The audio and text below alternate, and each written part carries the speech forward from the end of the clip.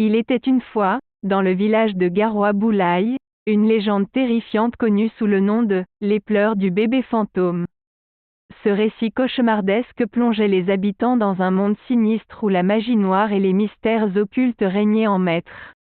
Dans ce village isolé, les sorciers et les marabouts étaient respectés et craints, mais aucun d'entre eux ne pouvait rivaliser avec Fifion Ribana, un vieil homme au pouvoir terrifiant. Les pleurs du bébé fantôme étaient les cris déchirants d'un enfant mort-né qui errait dans les rues la nuit, cherchant désespérément une âme innocente à corrompre.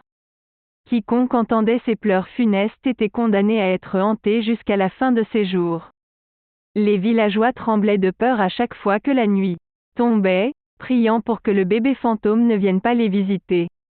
Un jour, une jeune femme nommée Amina tomba sous le charme de Fifion Ribana, espérant qu'il pourrait l'aider à mettre fin à la malédiction qui pesait sur le village. Elle se rendit à sa hutte dans les profondeurs de la forêt, où Fifion Ribana lui révéla les secrets les plus sombres et les plus interdits des sciences occultes.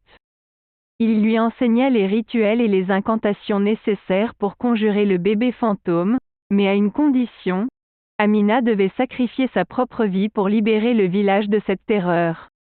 Amina, désespérée de sauver son village bien-aimé, accepta le marché de Fifion Ribana.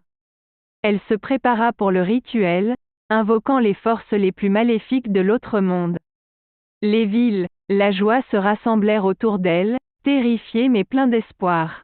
Alors que les pleurs du bébé fantôme se faisaient entendre, Amina se sacrifia, ses cris mêlés à ceux du fantôme. Une puissante énergie noire se déchaîna, faisant trembler la terre et assombrissant le ciel.